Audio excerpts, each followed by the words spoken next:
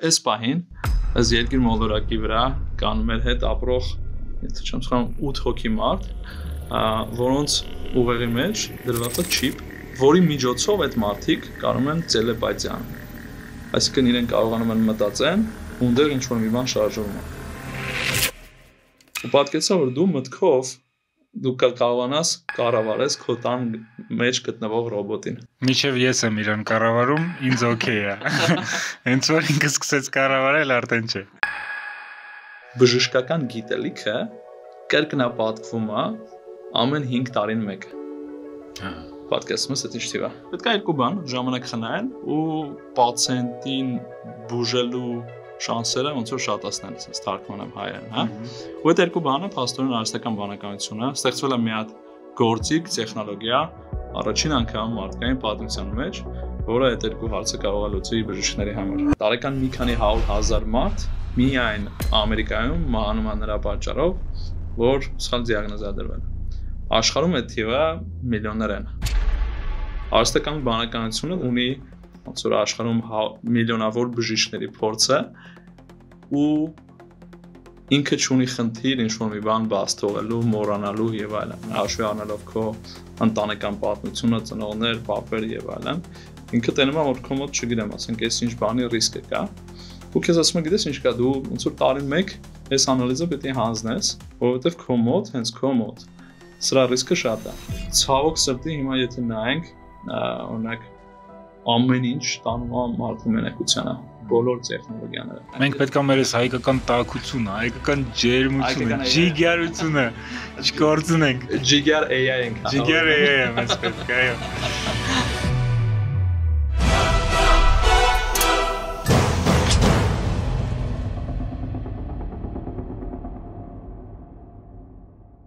Առաջ եթե նայենք, մոտավորապես 1945 թիվ, 47 թիվ երկրորդ համաշխարհայինից հետո, եթե աշխարհի ոնց որ վրա նայենք, ստատիստիկան հետևյալն էր, միջին տարիքը, որ մարդիկ ապրում էին, 45-47 տարեկան էր, ու դա նորմա էր։ Հիմա որ նայենք, միջինը 75-77, եթե աշխարհի ոնց որ բնակչության վրա նայենք։ Բայց շատ խոսակցություններ են գնում, որ մարդը կարող ապրի շատ ավելի երկար, 100 տարի, 120 տարի,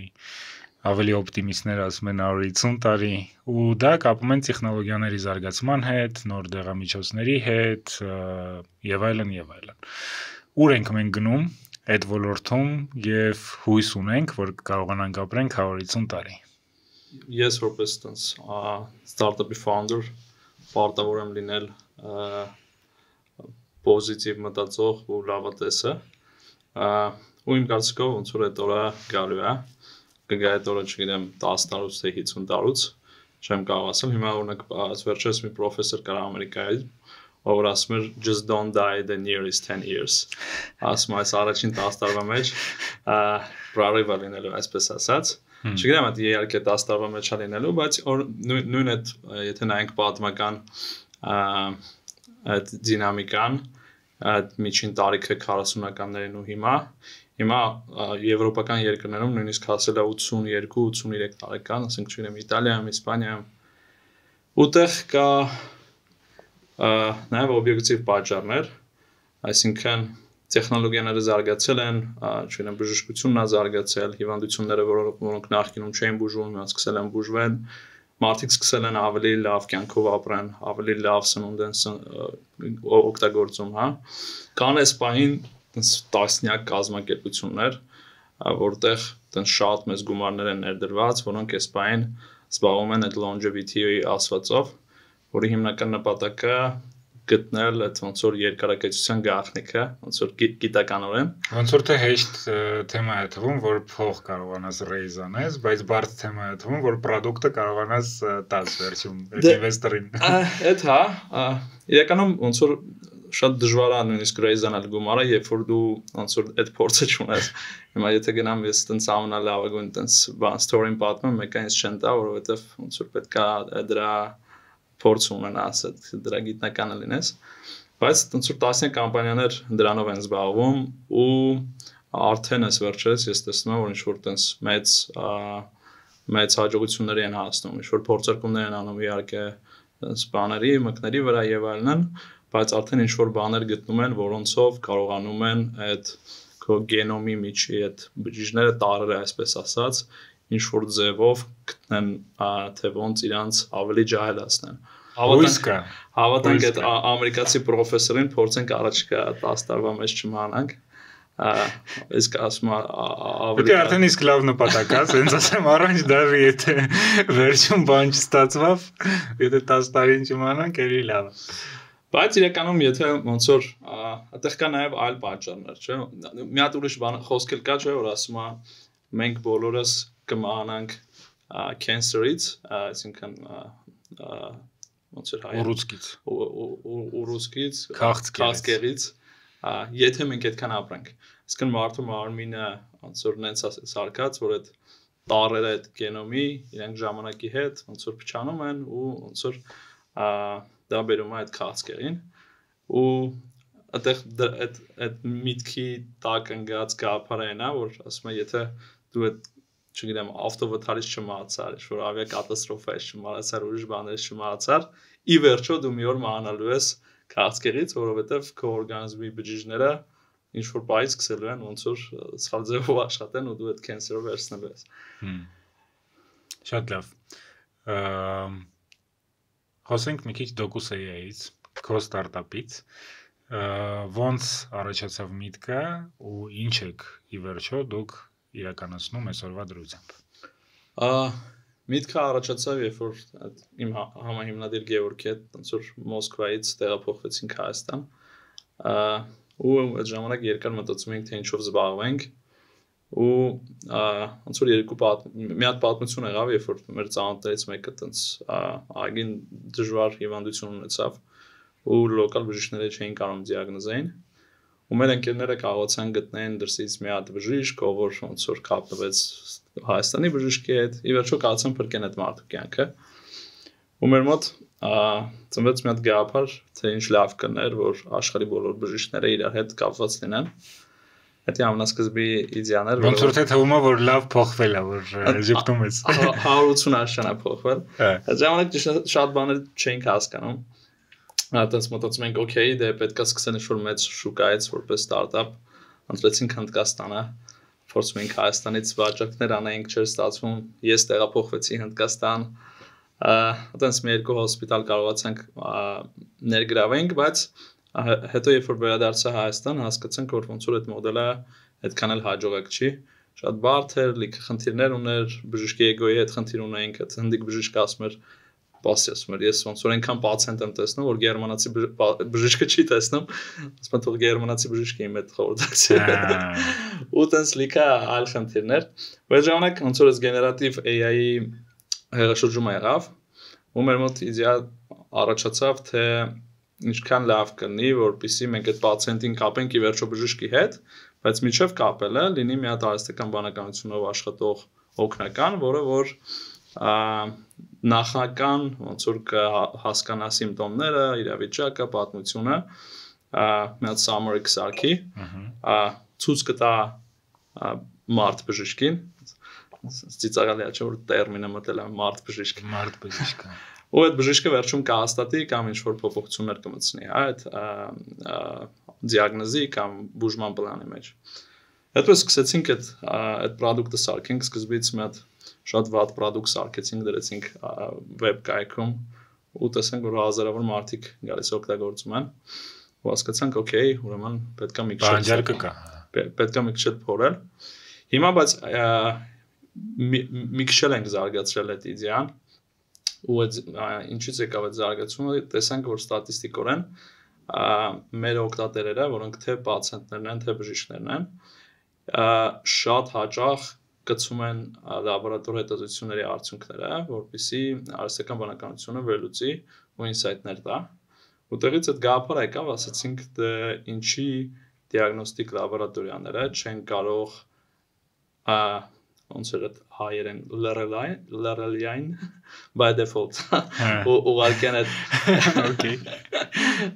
այդ վերլուծությունը թե պացիենտին, թե բժշկին, սկսեցինք խոսալ ոնց որ հետները, հասկացանք թե ինչքան խնդիրներ ունեն, ու հիմա արդեն մենք ոնց որ լաբորատորիաներին, բժշկական հաստատություններին, հոսպիտալներին տալիս ենք այդ ծառայությունը, որով ինտեգրվում ենք իրանց ծրագրի հետ,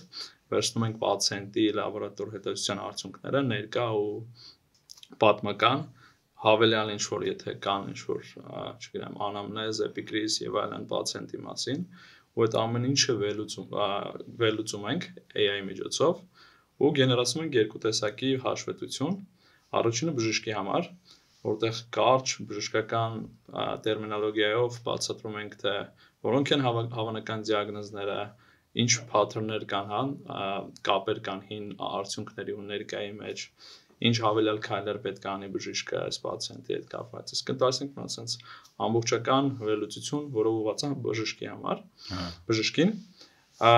ու նաև բժշկին ցույց ենք տալիս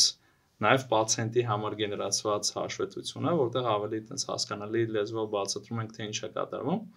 ու բժիշկը ինքն է որոշում ոնց որ այդ պացիենտի report-ը կիսվի պացիենտի հետ թե չէ, հա։ Ինքը ստուգում է աստորանի։ Ինքը կարող է նայի, կարող է edit անի, հա, խմբագրի ու երբ որ տենց օքեյ տվեց, այդ գնում է արդեն որովհետև պետք է որ պատասխանատուն ի վերջո լինի բժիշկը այդ հաշվետվությանը։ Ասում եմ մեկը վերջում պիտի դատվի։ Մեկը վերջում պիտի դատվի ու այդ դատվողը տոկոս AI-ը պիտի չլինի։ Մենք փորձում ենք օգնենք իրականում ոնց որ օգնում ենք բժիշկներին ժամանակն ենք խնայում, որովհետև sense մի հատ օրինակ ստատիստիկա կա Միացյալ Նահանգներում, եթե դու պացիենտ ես, ով ունի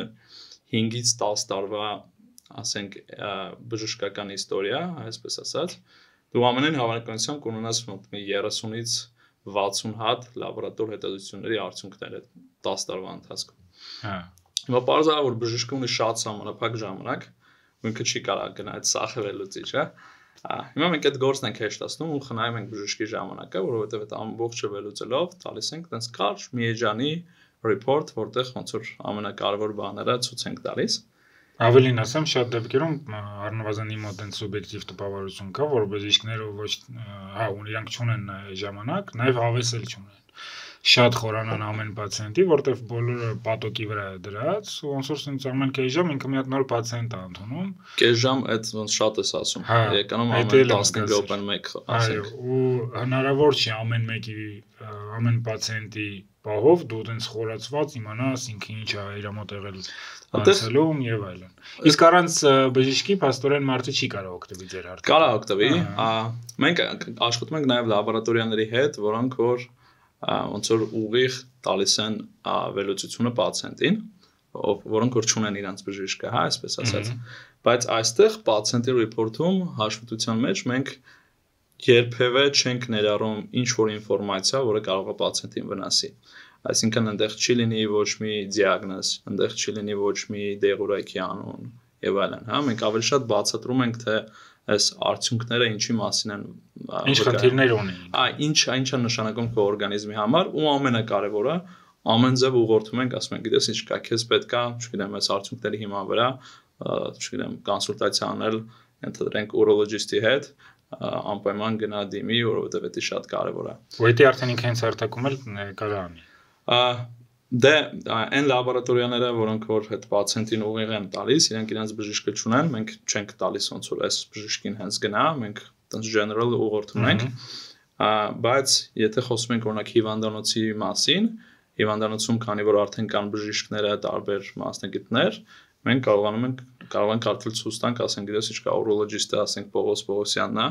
արի մի անգամից իր մոտ ամրագրում կազմակերպենք։ Հա, օրինակ ես հենց user եմ, ես ուզում եմ հետազոտություն անեմ իմ օրգանիզմի հետ կապված, ես իմ անալիզները ոնց որ այդտեղ upload եմ անում, ինքը ինձ ինչ որ արդյունք է տալի ու նաև դուք ձեր սայթում ունեք տեղ, որտեղ որ ես կարամ դիմեմ բժշկի։ Հա, որը որ հիվանդանոցից է ու այնտեղ կոնկրետ նշված է, ինքը ինչ լեգալան է։ Իրականում մենք մի քիչ ավելի ենք հեշտացնում process-ը։ Մենք ինչ ենք անում, եթե դու օրինակ հիվանդանոց ես գնացել, հիվանդանոցի արդյունքները այլ պետք չի դու ձեռքով ներբեռնես մեր ծրագիր։ Մենք քանի որ արդեն ինտեգրված ենք, մենք ստանում ենք, վերլուծում ենք, գեներացնում ենք report, ուղարկում ենք քեզ, որտեղ այդ ամեն ինչը արդեն նշված է։ Իսկ շատ լաբորատորիաներ կան, որ տենց ինտեգրված են։ Այսինքն ոնց է դա Հայաստանում այն ինչ որ ռեգիոնալ է ինքը, թե ոնց է աշխատում։ Մենք ունենք հաճախորդներ տարբեր երկրներից, հիմնականում Միացյալ Նահանգներ, չգիտեմ, Մեքսիկա, Մարոկո, Սկսել ենք ամենասկզբից Հայաստանից ու Հայաստանում մեկ լաբորատորիա դեռևս որ ինտեգրել է մյուսների հետ զրուցում ենք կոչվում է Blood Cells իրանք կան թե քաղաքում թե մարզերում ու եթե դու գնաս այդ լաբորատորիա ու ինչ-որ անալիզ հանձնես դուք ստանաս վերլուծությունը արդեն արհեստական բանականության միջոցով Իսկ հիվանդանոցների հետ ոնց է աշխատանքը գնում Հիվանդանոցների հետ նոր ենք սկսել շփվել բավականին լավ ֆիդբեք ունենք ոնց որ գրում ենք տարբեր այդ բոլոր հայտնի հիվանդանոցները ու իրանց բժշկական թիմի հետ տեստավորում ենք այսինքն վերցնում են իրանք այդն շատ բարդ кейսեր ներբեռնում ենք ծրագիր ու տալիս ենք այդ հաշվետվությունը հիմնականում որն է բոլոր դեպքերը որոնք որ եղել են տես բավականին տպավորվել են ու շատ հուսով եմ որ արդեն այս տարի մենք կունենանք Հայաստանում առաջին հիվանդանոցը հոսպիտալը որտեղ բոլոր բժիշկները զինված կլինեն արհեստական բանականությամբ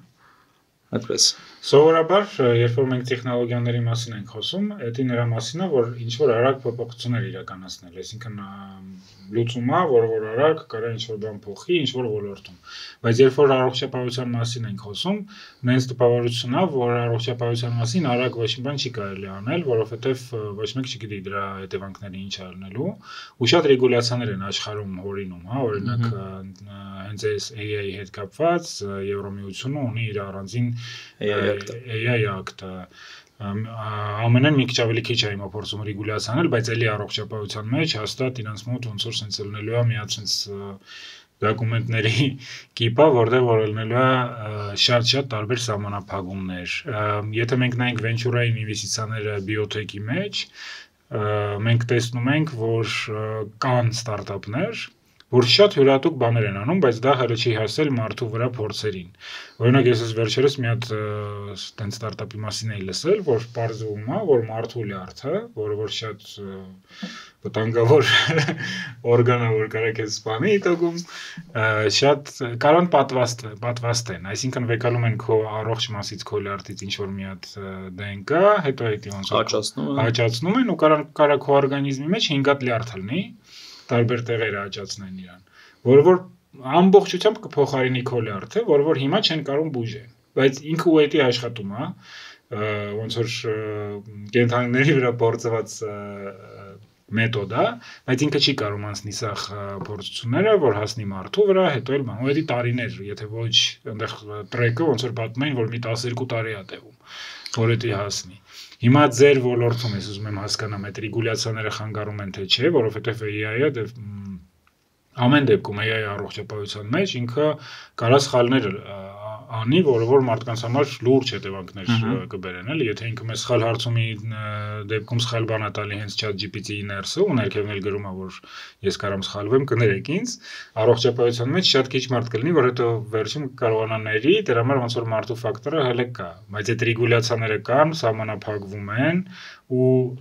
կարող է Հայաստանը լավ տեղ է, որ այդ էքսպերիմենտները իրականացնել, որ հետո կարողանալ արտահանել ուրիշ երկրներ։ Դա շատ բազմաբովանդակ հարց էր, գնանք ոնց որ բոլոր լեյերներով, նախ առաջինը տենց հետաքրքիր է, որ վերջերս մի հատ հետազոտություն էր արվել, որտեղ ցույց են տալի, որ նույն ChatGPT-ում, երբ որ դու առողջության գծով ինչ-որ հարց ես տալիս, ինքը սկսել է ավելի քիչ այդ disclaimer-ը տալ, որ գիտես ինչ կա, սա ոնց որ գնա բժշկի, ես կարող եմ սխալվեմ եւ այլն։ Հետո միանգամից արդեն խորհուրդներ տալի, դրա համար ոնց որ պացիենտները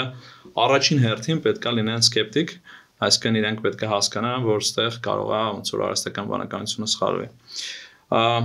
Հայաստանը ես չէի ուզում որպես ոնց որ մենք դիտարկենք Plasdarm,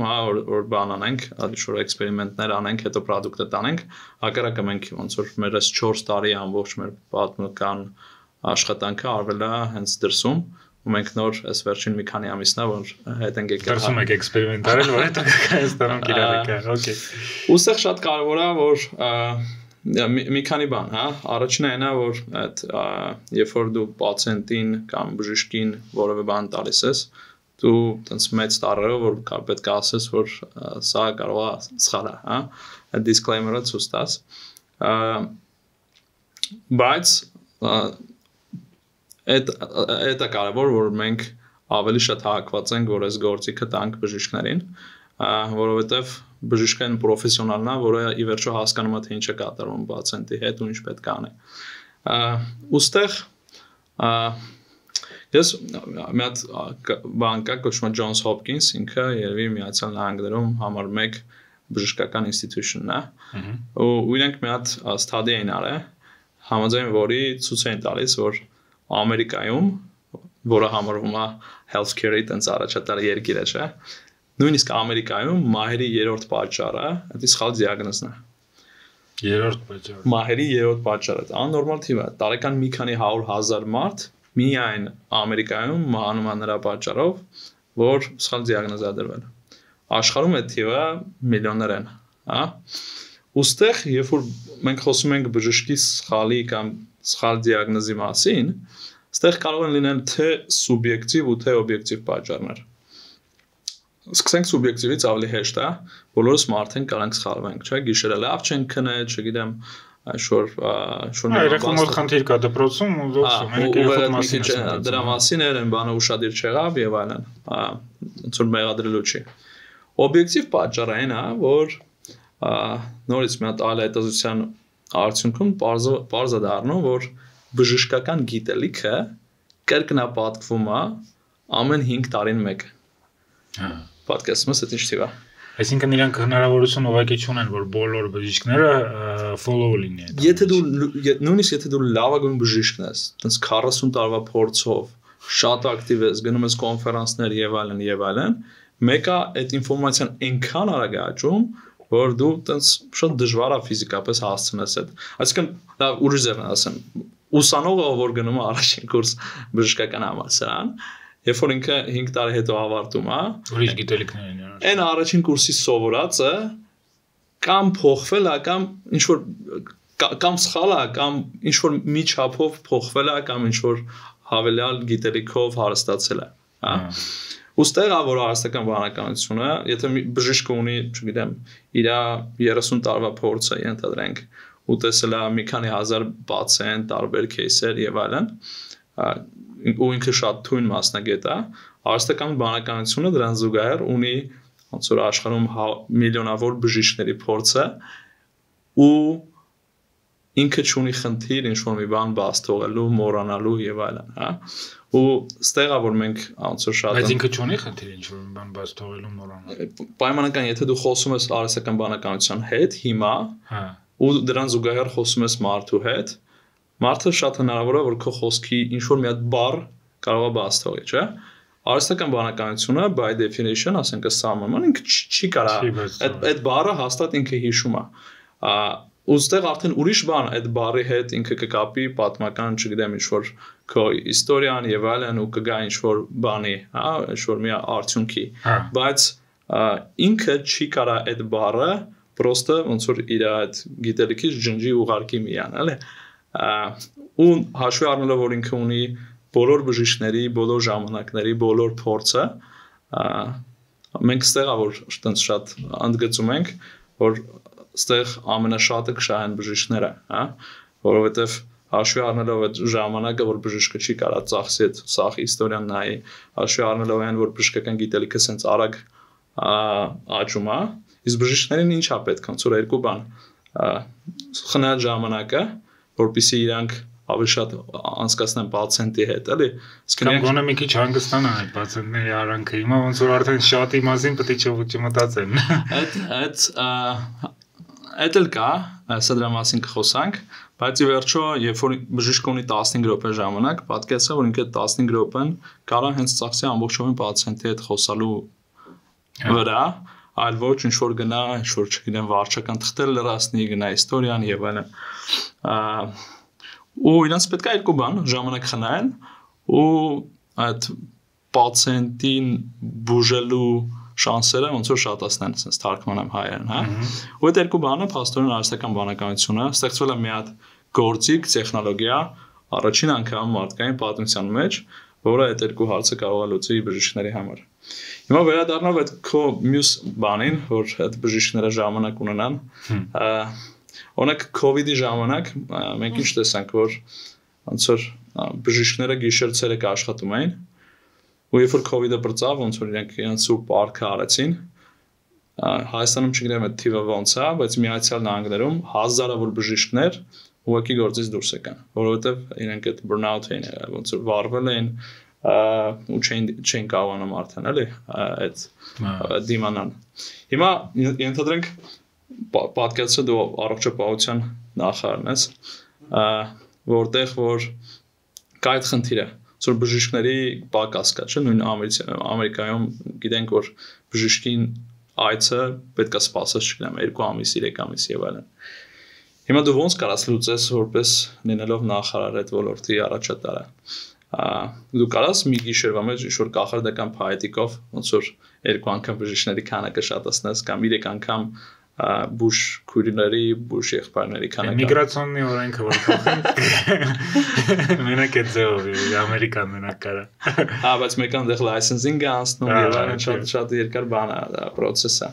այսինքն միակ ձևը որ այդ հարցը դու կարաս լուծես դա մտցնար sense ինչ-որ տեխնոլոգիա որը որ ի վերջո կխնայի բժշկի ժամանակը մի բան է ավելացնեմ այստեղ օրինակ Միացյալ Նահանգներում մոտ երևի մի 150 միլիոն մարդ կա կամ կարող է 200 ովքեր ունեն քրոնիկ հիվանդություններ հիմա երբ որ դու գնում ես բժշկի ու քեզ բժիշկը ինչ-որ դիագնոզ է դնում ու քեզ տալիս է ինչ-որ բուժում այդ 150 կամ 200 միլիոնի ու մենք կանենք դա ոնց որ տեղափոխենք այդ թիվը ամբողջ աշխարհում հա ես չգիտեմ քանի միլիարդ մարդու 1%-ից քիչն է ով որ այդ դեղատոմսը ստանալուց հետո ինչ որ ձև ինչ որ կապաստանում կլինիկայից որպեսզի իմանան ոնց եղար այդ դեղը խմեցիր ասենք չգիտեմ ինչ որ կողմնակի էֆեկտներ մոտդ առաջացան թե չառաջացան չգիտեմ կարող է դոզան պետք է փոխել թե կարող ընդհանրապես դեղն է պետք փոխել շատ ծանոթ սիտուացիա չունեն մեղադրելու չի որովհետև իրենք չունեն այդ ժամանակը ու այդ ռեսուրսը չկա ոչ մի պետությունում որ չգիտեմ ամեն մարդու հետ լավ բժիշկը չզանգի բայց գոնե ասենք բուժքուրը զանգի հարցնի ոնց հակառակը հիմա ամեն ինչ անում են որ դու դոստոպ չունենաս այդ բժիշկին որ դու չկարողանաս իրան զանգես ասես այդ տեղդ որ նշանակել ես սրանից սկսել է այս բանից ցավալ հիմա ինչ անեմ խմեմ դայշ թե չխմեմ հիմա պատկեցա որ այդ հարցը նորից էլի կարա արհեստական բանականությունը լուծի պատկեցա երբ որ դու ստացար այդ ոնց որ դեղատոմսը չգիտեմ անցավ 2 օր ինքս քնց քո հերախոսի մեջ sense Հայկ ջան ոնց եղար այդ դեղը խմեցիր ոնց ես քեզ գոմ սկսեց ոնց որ ճիշտ հարցեր տա ու եթե դու ինչ որ պատասխան տվեցիր որը տենց ահազանգ ենթադրում ոնց որ բժիշկը իր մոտ կարա ոնց որ sense դրոշակ ստանա ասի այս մարդու մոտ էս դա հետաքրքիր use case-ը հա նման use case-եր շատ են ասենք եթե այս հաղորդումը չի հերիքի ես ասեմ թե ինչքան case-եր կան որով որ AI-ը կարա մտնի առողջապահություն Այս մենք հեսա դրա մասին կխոսենք Okay որով այս վերջերս չեմ հիշում քո մոտ էի տեսել թե մեր ընդհանուր ուրիշ ծանոթների մոտ մի հատ ֆոտո էր որտեղ որ գրած էր դրա վրա որ այստեղ հավաքվել են բոլոր մարդիկ ովքեր անում են ստարտափ առողջապահության մեջ Հայաստանում հավաք ճիշտ եմ հիշում տենց բան կա Ես չէ բայց ես իրանց մեջ կա ես տեսա ես հիշում եմ որ դու էլ կայր մեջն այսինքն կան տարբեր ստարտափներ Հայաստանում, որոնք որ զբաղվում են առողջապահությունով եւ փորձում են ինչ-որ տեխնոլոգիաների միջոցով առողջապահությունը բարելավել։ Ավելի լայն եթե նայենք, կան երևի տասնյակ հազարավոր ստարտափներ աշխարհում, որոնք որ դա անում են, ու ցենց մի քիչ կուզենայի ընդհանուր պատկեր ստանանք, ընդհանրապես ինչ են փորձում, ինչ խնդիրներ են փորձում լուծել,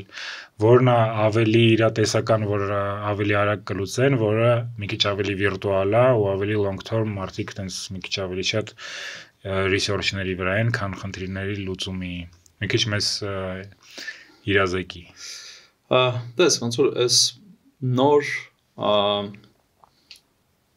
առողջապահության նոր ոնց որ level-ը նոր ուղղությունը տանում է նրան, որ ամեն ինչ բերի preventive care-ն ասում անգլերեն, հայերեն կլինի կանխարգելիչ բուժմանը, Այսինքն օրեն հայկական բանը կա, չէ՞, որ տանակը հասնում է ոսկորեն նորից գնում բժշկի։ Միշտ տենց է։ Բայց դու այդ քո ասածի սկզբան այդ 100 տարին կապրես, եթե դու ճիշտ ժամանակին ոնց որ կարացել ես կանխարգել ես ինչ-որ հիվանդության առաջ գալը, հա։ Հիմա ամբողջ աշխարհը դրա մասին է խոսում, ու ամբողջ աշխարհը գնում է այդ ուղղությամբ։ Այդ ուղղությամբ հա, ոնց որ հազարավոր ստարտափներ կան։ Ավելին ասեմ, հայերի մոտ ստերեոտիպ կա, որ եթե գնաս բժշկի մոտ մի բան կգտնեն ու չգնամ դրա համար։ Ավելի լավ է չգնամ։ Հազարավոր ստարտափներ կան, որոնք որ այդ ուղղությամբ աշխատում են, ստարտափներ կան, որոնք որ պացիենտի համար են, ոնց որ ինչ-որ արհեստական բանականությամբ հիշում է պացիենտի ամեն ինչը ու իրան ոնց որ կանխարգելում է, չգիտեմ, ուղղորդում է ճիշտ բժշկի մոտ եւ այլն եւ այլն։ Ստարտափներ կան, որոնք որ ուղղված են բժշկի կյանքը թեթևացնելու, որովհետեւ բժիշկը ավելի շատ ժամանակ ունենա ու այդ ոնց որ մեր նման, հա, ոնց որ մենք ենք անում AI-ի միջոցով ավելի ճշգրիտ բուժում նշանակի, որովհետեւ շատ բարձր է, էլի պատկերացա ոնց որ ասենք դու մի հատ անալիզ ես հանձնում, չգիտեմ, DNT-ի կամ ինչ-որ genome, որտեղ տենում է հաշվի առնելով քո պատմական դինամիկան, հաշվի առնելով քո ընտանեկան պատմությունը, ծնողներ, պապեր եւ այլն, ինքը տենում է որ քո մոտ, չգիտեմ, ասենք, այս ինչ բանի ռիսկը կա, ու քեզ ասում է, գիտես ինչ կա, դու ոնց որ տարին մեկ այս անալիզը պետք է հանձնես, որովհետեւ քո մոտ, հենց քո մոտ սրա ռիսկը շատ է։ Սա ինչի մասին է, սա այդ ոնց որ այդ կանխարգելիչ բուժման մասին է։ Ինքը պերսոնալիֆիցիրованный է, որտեղ հենց կոնկրետ մարդու վրա է արդեն դա աշխատում, ոչ թե ընդհանուր թող բոլորը գնան ստուգվեն այս բանից։ Այո, ու այդ ամենա ոնց որ գեղեցիկ բանը է, այս արհեստական բանականության, որովհետև միջև մի քանի տարի առաջ ոնց որ ամեն ինչ ալգորիթմիկ էր։ Այսինքն, չգիտեմ, նույն այդ առողջապահության համակարգի ենթադրենք լաբորատորիան կամ հոսպիտալը կամ բժիշկը ինքը կարող բռներ ասել, չգիտեմ, 45 տարեկան տղամարդուն, չգիտեմ, 6 ամիսը մեկ ուղարկի մի հատ հիշեցում գա, այսինչ, ասենք, պրոստատայի անալիզ հանձնի, որը բոլորի մասին է։ Բայց հիմա առաջին անգամ ստեղծվել է տեխնոլոգիա, որը հաշվի կառնի հենց քո բժշկական պատմությունը, քո բոլոր անալիզների պատասխանը, քո, չգիտեմ, ծնողների մոտ ինչ հիվանդություններ են եղել քրոնիկ եւ այլն, ու քեզ կուղարկի, չգիտեմ, մի ամիս հետո մի հիշեցում կամ մի ուղղորդում, մյուսին դեռ ուրիշ ուղղորդում, հա։ Ոս ամեն ինչը կբերի իհարկե ոնց որ կյանքի տևողության երկարացմանը։ Բայց այդ որ ասում էր, որոնք են ռեալիստիկ, որոնք որ ոնց որ շուտ կարող ենք ունենալ, դրանց ամենա դրանց ֆանտաստիկ բանը որ վերջերս տեսել եմ ու դրանց option-ը որ այդ արդեն կա, դա Neuralink-ի պրեզենտացիան էր Elon Musk-ի։ Okay։ Իր պրեզենտացիաները սովորաբար լավն են լինում։ Այդ մեկը ոնց որ իմ կարծիքով ամենալավն էր, որովհետև հենց ռեալ վերաբերվում է մարդկային կյանքերի մասին, էլի։ Այնտեղ այս պահին այս երկիր մոլորակի վրա կան մեր հետ ապրող, եթե չեմ սխալվում, 8 հոգի մարդ, որոնց ուղեղի մեջ դրված է չիպ, չիպավորել են, առանց COVID-ի չիպավորել։ Okay։ Որի միջոցով այդ մարդիկ կարող են տելեպաթիա անել։ Այսինքն իրենք կարողանում են մտածեն, ու այնտեղ ինչ որ մի բան շարժվում է։ Այդ ոնց որ որտեղ տվյալ պարագայում այս մարդիկ հիմնականում պարալիզված մարդիկ են, ում ուղեղը ովքեր մտքի միջոցով կարողանում են դիմացի համակարգչի մեջ փոփոխություններ անեն, խաղային։ Իրենք ամբողջովին մարմինը պարալիզված լինելով, իրենք մտածելով կարող են, չգիտեմ, իմ ու քոպես կոմպյուտեր խաղան։ Counter Strike-ը էին խաղում։ Իսկ մյուս ավելի հետաքրքիր кейսը այն էր, որ այդ 7 հոգուց մեկը ձեռ չուներ։ Ըստ ձեռ չունեցող մարդուն դրել էին այդ Elon Musk-ի այդ Tesla-ի մեջ մի հատ Optimus ռոբոտներ կան, չէ՞, որ հիմա այտենց Tesla կորպորացիայի մեջ մի հատ լինեյկա կա, որով ստեղծում են մարդանման ռոբոտներ, որոնք լիքը բան են անում։ Հիմա դրել են այդ մարդու ձեռքը, որ բացակայում էր, ձեռքի փոխարեն դրել էին այդ Optimus-ի ձեռքը, ու այս մարդը մտքով կարող էր այս ձեռքը կառավարել։ Հիմա դե պատկերացրա, որ այդ Optimus-ները շուտ տարիներ հետո իրենց գինը կեժանանա, ու կարող է բոլորս մեր տանը ունենանք։ Ու պատկերացրա, որ դու մտքով դու կարողանաս կառավարես քո տան մեջ գտնվող ռոբոտին։ Մինչև ես եմ իրան կառավարում, ինձ օքեյ է։ Հենց որ ինքը սկսեց կառավարել, արդեն չէ։ Այդ ամենավտանգավոր մասին ենք արդեն կպնում։ Այսինքն այդ Neuralink-ը ինքը շատ ռևոլյուցիոնի տենց պրոդուկտ է։ Այո, ինքը ոնց որ պարալիզված մարդուն կարող է հնարավորություն տա ինչ-որ քայլեր անել, ինքը շուտով տենց շատ մեծ հույս ունենք, որ դրա միջոցով մարդը, որ ունի ոնց որ տեսողության հնարավորություն կսկսի տեսնել ու այդ այլի որ sense մտածում ես օքեյ պատկերացրու։ Լավ բաներ են։ Շատ լավ բաներ են ու բայց էլի այդ որ ֆանտաստիկայի ժանրից, որը որ արդեն այդ ռոբոտի բանով օրինակով տեսնում ես որ արդեն էս բան եթե ձեռքը մարդը կարող է կառավարի կիբերգ դառնում է կիբերգ էլի այսպես դառել է արդեն ու խոսքի եթե դու ունենաս ասենք պատկերացրու 10 տարի հետո դու ունենաս քո տան մեջ ռոբոտ որին ոչ թե կասես գնայս ինչ չգիտեմ գնա պոլերը մաքրի չգիտեմ երեխեքին քնացրա այլ դու պրոստը կմտածես դրա մասին ու ինքը այդ ամեն ինչը կանի Ես почему-то մտածեցի նրա մասին, որ ես չգիտեմ, բայց ինչ որ մարդ տարիներ հետո, օրինակ 10 տարի հետո ինքը հենց ինքը կդառնա գիբերգ, ու եթե ինքը իր մտքով կարա կառավարի իր ձեռը, то իր ձեռը նաև կառավարի ուրիշ ինչ որ մեկը, էլի մտքով։ Այսինքն ստե access-ի հարց է, доступի հարց է։ Այդ ամենավտանգավոր բանին ենք ոնց որ շոշափում։ Ընդհանրապես հիմիկվա, ասես բան կա, ոնց որ կա ոնց որ բաժանում է երկու ճյուղի մարդիկ թե ովքեր ոնց են վերաբերվում AI-ին ու մի հատ այնց մեծ քանակության մարդիկ կան ովքեր ասում են դե գիտես այդ AI hype-ն է այդ բանի նման է այդ 2000-ականների .com bubble-ի պես է հեսա տրակելու է եւ այլն բայց իրականությունը այդ չի էլի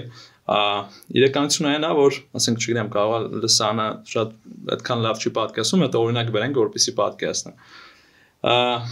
ենթադրենք դու նախ ի սկզբանե արհեստական բանականությունը մի բան է, որը կարա ինքը իրան սովորի, կրթվի, դառնա ավելի խելացի ու որոշում ներկայացնի։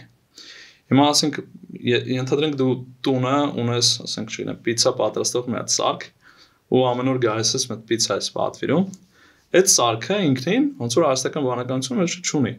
Ինքը իրան ասում է սարքի, ինքը չգիտեմ, ընտրել է պեպերոնի, ինքը գիտի որ դե խմոր անի վրան չգիտեմ այդ երշիկները դնի եւ այլն ու տա քեզ ինքը հստակ ծրագրավորված է այս ինչ քայլեր անում ես դիմացը այս ինչ է ստանում հիմա պատկերացրեք որ ոնց որ արհեստական բանականությունը մի օր էլ գալիս ես որ պիցցա վերցնես ոնց որ կնոպկեն սխմես ինքը ասում է գիտես ինչ կա ես ես վերջերս ոնց որ ուշադրություն էի դարձրել թե դու ինչ ես ընդհանրապես սուպերմարկետից պատվիրում ու տեսա որ վերջերս ոնց որ շատ հաճախ parmesan, blue cheese ես պատվիրում, իմ կարծիքով ես քեզ հիմա պատրաստել եմ quattro formaggi։ Այսինքն ստեղ ոնց որ սիստեմը ինքը հետազոտեց քեզ, ոնց որ եկավ ինչ որ արդյունքի ու մի հատ լրիվ ուրիշ բան առաջարկեց, որը դու չէիր կարող նույնիսկ կանխատեսել, հա։ Ստեղ այդ մեծ տարբերությունն է բաների։ Ու հիմա այն խումբը մարդկանց, ովքեր որ sense ավելի թերահավատորեն են մոտենում, ասում են դե գիտես ինչ կա ոնց որ AI-ը կարա դառնա իսկապես վտանգավոր, այդ որ դու նշում ես։ Եթե երկու բան լինի, ոնց որ մի բանը այն է, որ այդ AI-ը ունենա գիտակցություն, հա, ոնց որ չգիտեմ, էմոցիաներ, գիտակցություն, որը հիմա չկա, ու երկրորդը այն է, որ այդ ռոբոտները մարդկային կյանքում փողոցներում այնքան շատանան, որ էլի ոնց որ այդ վտանգը մեզ սպառնի։ Ու քանի ես երկու milestone-ին ոնց որ չենք հասել, ոնց որ վտանգ չկա։ Իմ կարծիքով իհարկե հեսա կգանք իմ կարծիքով այդ երկու ուղղությամբ էլ գնում ենք ոնց որ փորձը ցույց է տալիս, բայց նույնիսկ առանց այդ երկու բաները նշելու մենք տեսնում ենք մի բան, որ արհեստական բանականությունը ինքը ոնց որ հակը արել մարդու այդ օպերացիոն սիստեմը լեզուն այսինքն այս մարդկային ամբողջ պատմության ընթացքում այս երկիրը ոնց որ երկրի տերտիրակալը մարդիկ են, չէ՞, Homo sapiens-ն է, մտածող մարդն է։ Այս մարդը տենց է մտածում։ Մարդը տենց է մտածում։ Հիմա առաջին անգամ, չգիտեմ, 4 միլիարդ տարվա ընթացքում ստեղծվել է մարդուն կոնկուրենտ, որը որ մարդուն արդեն կարող է ինչ-որ գործերում փոխարինել, ավելի լավ մտածել ու շուտով սկսելու է, չգիտեմ, 1000 անգամ ավելի խելացի լինել։ Բայց դաժե եթե չգնանք հեռու ապագան, նույնիսկ այսօր մենք տեսնում ենք, որ մեր կյանքում ամենտեղ արհեստական բանականությունը մտել է, մեր լեզվի մեջ է մտել։ Այսինքն, եթե հազարավոր տարիներ առաջ, ասենք, չգիտեմ, երկրում ապրում էին շոր մի հատ փոքր խումբ մարդիկ, ովքեր իրար չէին վստահում, հետո մարդիկ սկսեցին շփվել, պայմանավորվել այդ ինտելեկտի շնորհիվ, հիմա ասենք մի հատ օր, որ կան կազմակերպություններ, որտեղ տասնյակ հազարավոր մարդիկ են աշխատում, առանց իրար ճանաչելու ինչ-որ մի բան են ստեղծում։ Ու յոլա են գնում իրար։ Ու յոլա են գնում ինչ-որ հավատի շնորհիվ։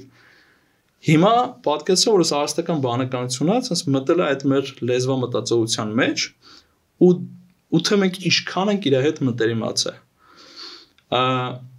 Այսինքն մենք այսօրվա դրությամբ տեսնում ենք, որ բոլոր ոլորտներում արհեստական բանականությունը մտել է։ Պատկերացրու օրենքները մարդիկ Ալբանիայում վերջերս Մինիստր նախարարը արհեստական բանականություն ստեղծվել էր նոր նախարարություն, որի նախարարը մի հատ կերպար էր, որը արհեստական բանականությամբ ստեղծված կերպար էր, որը նախարար էր այդ երկրում։ Հա։ Լավ միտք է, կստати։ Ու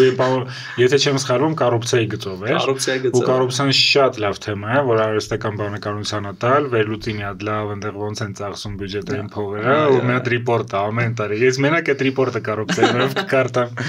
Բայց սա խնդիրը այն է, որ ոնց որ մենք տեսնում ենք ամեն ինչ, պատկերացրու մի հատ աշխարհ, որտեղ ամեն ինչ գիտելիքը, երաժշտությունը, վիդեոն, նկարները, օրենքները կարող նոր հավատք նույնիսկ, ասենք նոր կրոն, նոր իդեոլոգիայով կամ ստեղծվել են արհեստական բանականության կողմից կամ իր օգնությամբ։ Ոստեղ ամենամեծ վտանգավոր բանը այնտեղ է կանում, որ թե ինչքան ենք մենք մտերմանում այդ գործիքի հետ, ու ինչքան ենք իրան հավատում։ Հա, այդ trust ասվածը։ Ու նույնիսկ այսօր, չգիտեմ, մենք ասենք անկերներով ինչ-որ բան ենք խոսում, չէ՞, ասենք բոլոր ChatGPT օգտագործում ենք, մեկը ինչ-որ մի բան ասում են, մեկը ասում է, չէ, ոնց որ սխալվում ես։ Բա մի հատ արի մտնենք ChatGPT-ին հարցնենք, չէ՞։ Արդեն դառալ է այնց, որ ChatGPT-ին եթե ինչ-որ մի բան ասում է, դու սկսում ես ակամա իրան ոնց որ արդեն վստահես։ Ու հիմա պատկացա, որ այդ ChatGPT-ին ընկնում է մի հատ վատ շրջապատ, որը ուզում է քեզ մանիպուլյացիա անի։ Իսկ այդ մանիպուլյացիան շատ ռեալ է, ասենք պատկերացրա, ասենք չգիտեմ, ասենք մյուս տարվա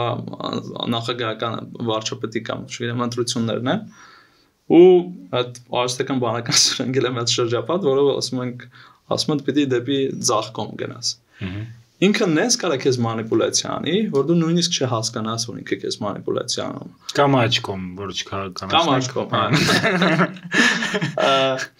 Ու ստեղ, որովհետև ոնց որ նույնիսկ իրական կյանքում, ասենք մոռանանք արհեստական բանականությունը, մի թեմայի շուրջ, ասենք մարդ կարա լինի, որ տենց ռետորիկան, ոնց որ ջիղ ունենա, լավ խոսալ իմանա, ու այդ նույն բանը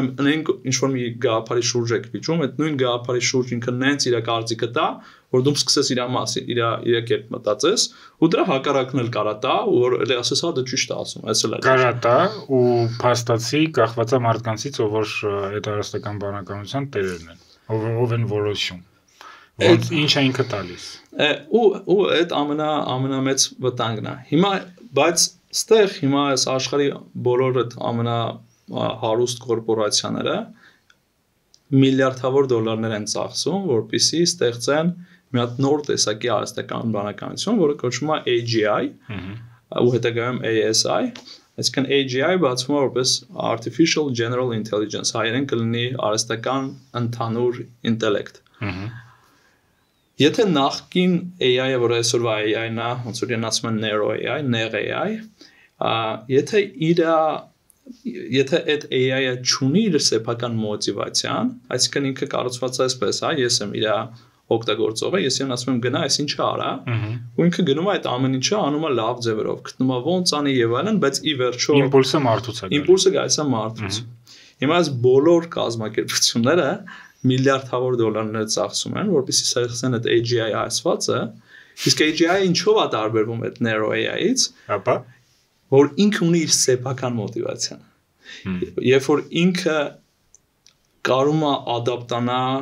աշխարհի փոփոխություններին։ Մարդը ինքնին ոնց է, չէ՞, ասենք, չգիտեմ, ասենք, պիտի ինչ-որ մի բան անես, վաղը զարթնար, չգիտեմ, ոտդ ցաված, քո մոտիվացիան փոխվեց այդ օրը ինչ-որ բան անելու, ինչ-որ նոր ինֆորմացիա վերցրեցիր, ուրիշ բան արեցիր եւ այլն։ Հիմա այդ AGI-ը դրան շատ մոտիկ է։ Ինքը ոչ թե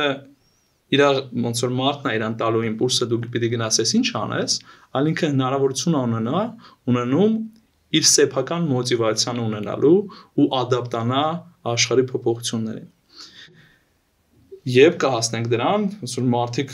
էքսպերտները ասում են, որ մոտակա մի քանի տարվա ընթացքում ու դա տենց ահագին վախենալու է։ Շատ, ես կարամ դեռ ասեմ ինչի, օրինակ իմ համար, որովհետև երբ որ մենք AI-ի մասին ենք մտածում, այդ մյուս AI-ը, որ նոր պետք է գա, ինքը մարդու մոտիվացիան, ինքը պայմանավորված է մարդու ինչ-որ ցանկություններ, ինչ-որ սպասումներ, ցավեր, բան եւ այլն։ Ինչի՞ց է լինելու կայանալու AI-ի մոտիվացիան բարձ չի։ Շատ բարձ օրինակ մի հատ ընկեր վերջերս բերեց ինձ, ինքը ասեց հետևյալը, որ AI-ը կարող է թվա, որ ինքը ուզում է շատ լավ բան անի մարդկանց համար, բայց վերջում ինքը սա մարդկանց սպանի։ Կամ օրինակ ինչ-որ մի բան իրականացնի, որ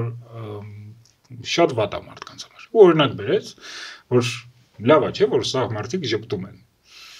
Ու դա ոնց որ sense մարդուն դրական էմոցիա է տալի եւ այլն, ու AI կարող է մտածի, որ լավ կլներ, որ բոլոր մարդիկ միշտ ժպտային։ Ու ինքը մի հատ ինչ-որ մի բան հորիներ, որ sense պարտադրողական ձևով բոլոր մարդկանց իմպլեմենտացներ այդ ամեն ինչը, ու sense մարդիկ չգիտեմ, ինչ-որ մի հատ տերկաթ ունեն այն երեսի վրա, որ իրանց պարտադրում է, որ իրանք ժպտան։ Ու դա արդեն ոնց որ sense մի քիչ այն ուժաստիկ կինոներից օրինակ է, բայց ինքը պատմում է լոգիկան, որ այդ վախերի տակ դրած է։ Իհարկե, կարծում եմ, որ հիմա բավական հերո ենք հլոր դրանից, բայց այդ հերոն էլ առաջ մտածում էինք ավելի հերո ենք, հիմա ոնց որ շատ արագ մոտիկացանք, բարձի ինչքան ենք դել շատ։ Դրա մարդկային պատմության մեջ, եթե նայես, ասենք այս AI-ը, որ մենք գիտենք քիմիկվա AI-ը, չգիտեմ 3-4 տարի է որ կա, ինքը մարդկային պատմության մեջ ակնթարթ է, ինքը ոչ մի բան է։ Այս top էքսպերտները, որոնք որ ասում են AGI-ը գալու է, իրենք այտենց շատ հույս ունեն, որ մոտակա 5 տարում է լինելու։ Okay, թող 10 տարում լինի։ Մեկը այդի մարդկային պատմության մեջ ակնթարթ է։ Սենց մի հատ բան կա, որպեսզի ոնց հասկանաս է դրան հասել ես, թե չէ, որովհետև այդտեղ կա նաև այտենց թույն դրական կողմեր, եթե նույնիսկ դրան հասնենք։ Ասում եմ պատկերացրա, ոնց որ այդ AI-ին 10 մի հատ ոնց ջոգես էլի հասել ենք այդ AGI-ին, թե չէ։ AI-ին 10 մի հատ գիտելիք, որը որ կար, ասենք միջև 1905 թվականը։ Այդ ամբողջ գիտելիքը ֆիզիկայի մասին, մաթեմատիկայի մասին եւ այլն։ Հիմա եթե այդ ունեցած գիտելիքով այդ ժամանակվա AI-ը կարողացավ հորինել հարաբերականության տեսություն։ Մնացած ամեն ինչը։ Հարաբերական տեսություն, որը որ Էյնշտեյնը, չգիտեմ, մի քանի տարի հետո հորինեց, նշանակում է AI-ը լրիվ 0-ից կարողացավ, չգիտեմ, 5 գիտելիք օգտագործելով ստեղծել մի հատ նոր գիտելիք, նոր տեսություն, նոր օրենքներ։ Դա կգիտեմ։ Ու այդ ժամանակ, այսինքն AI-ը դառնում է մի հատ ինտելեկտ, որը Էյնշտեյնի level-ի է կամ մի քիչ ավել։ Իսկ դրա մեկ level ավելի բարձր է, կոչվում է artificial super intelligence։ Այս այն դեպքն է, երբ որ AI agent-ներ են, ասենք AI-ը, որը որ Էյնշտեյնից 1000 անգամ ավելի խելացի է։ Ու ոնց որ այս հազարավոր agent-ները անդադար իրար հետ կարող են համագործակցել, որպեսզի լուծեն մարդկային բոլոր խնդիրները։ Ու ամեն մեկը իրանցից աննորմալ խելոք է։ Ու երբ ենք հասնում, ու ոնց կլինի աշխարհը այդ ժամանակ, ոնց որ շատ բարդ է։ Բայց մենք սկսեցինք ոնց որ վատ բաներ ասենք AI-ի մասին, ես առաջարկում եմ մի քիչ իր մասին լավ բաներ ասենք, որովհետև կարող է վերջը գամը հետևից։ Մենակ այդ պատճառով մի երկու բան AI-ի օգտին։ Այո։ Որն ես մտածում ամենալավ կողմերը AI-ի։ Ամենակարևորը երևի գալիս ենք մեր ոլորտ, առողջապահության ոլորտ։ Հետո նա որ AI-ով հնարավոր է ոնց որ գտնել քաղցկեղի դեմ բուժումը։ Ու հիմա տասնյակ կազմակերպություններ կան, որոնք որ միլիոնավոր դոլարներ են ստացել այդ research-ի համար։ Դա մեծ հեղափոխություն կլինի մարդկության մեջ։ Դա մեծ հեղափոխություն է։ Եթե գիտես ոնց որ շատ բան է, շատ կարանք համեմատական տանենք օրինակ ինդուստրիալ հեղափոխության հետ, ասենք երբ որ այդ ինդուստրիալ հեղափոխությունը եղավ, միջև այդ ամեն ինչ մարդիկ ձեռով էին չէ սարքում։ Այդ հաստոցները մտան աշխարհ ու միավոր ժամանակում ստեղծվեց ահագին բան ու այդ բանը որ ստեղծվում էր իր գինը էժանացավ։ այսինքն եթե միջև այդ ինդուստրիալ հեղափոխությունը շուտ կին նստած շուտ տաբատ էր գործում ու ծախսում էր, չգիտեմ, X-ով, հիմա երբ որ այդ նույն ժամանակում, չգիտեմ, 100 տաբատ է ստեղծվում, բարձր դրա գինը էժանանում է։ Հիմա նույն կերպ այս արհեստական բանականությունը արդեն այսօր մտել է բոլոր ոլորտներ, չգիտեմ, ֆինանսներից, իրավաբանություն, առողջապահությունից մինչև, չգիտեմ, մարքեթինգ, վաճառքներ եւ այլն, ու բոլոր ուղղություններում ինքը հեղափոխություն է անում։ Հեղափոխության արդյունքում բերում է նրան, որ ծախսերը էժանանում են։ Այսինքն եթե դու ինչ-որ մի բան պետք է աներ թիմում ունենալով, չգիտեմ, 5 հոգի, հիմա կարաս ունենաս, ենթադրենք 1 հոգի ու արհեստական բանականության այդ ագենտը, որ նույն ռեզուլտատին հասնես կամ ավելի լավ նույնիսկ, ու արդյունքում ինչ է լինում, այդ բանը, որ դու պետք է վաճառես, չգիտեմ, մրցակցությունը եւ այլն, դրա գինը իջնում է։ Հիմա երբ որ աշխարհում բոլոր ծառայությունների գինը դրա շնորհիվ իջնի, կստացվի, որ մարդը ավելի շատ գումար է խնայում։ Երբ որ մարդը ավելի շատ գումար է խնայում, ինքը սկսում է ավելի լավ ապրել։ Չէ, ինքը սկսում է ավելի շատ ճամփորդել, ինքը սկսում է ավելի շատ ռեստորաններ գնալ, հյուրանոց եւ այլն, այսինքն մարդու կյանքի որակը լավանում է։ Այսինքն նույնիսկ այն մարդը, ով հիմա չգիտեմ, հերոստացույցի մոտ նստած է ու ասում է դե լավ, ոնց որ ես AI-ից հեռու մարդ եմ, էսի ոչ մի ձև իմ կյանքի վրա ազդեցություն չի ունենալու, հենց իր վրա ոնց որ այդ դրական ազդեցություն ունենալու է։ Խոսացինք, չգիտեմ, առողջապահության ոլորտում, որ ինչ լավ արդյունքների կարա հասնի, չգիտեմ, կլիմայի փոփոխության ոնց որ դեմ կարա պայքարի ու տենց իրականում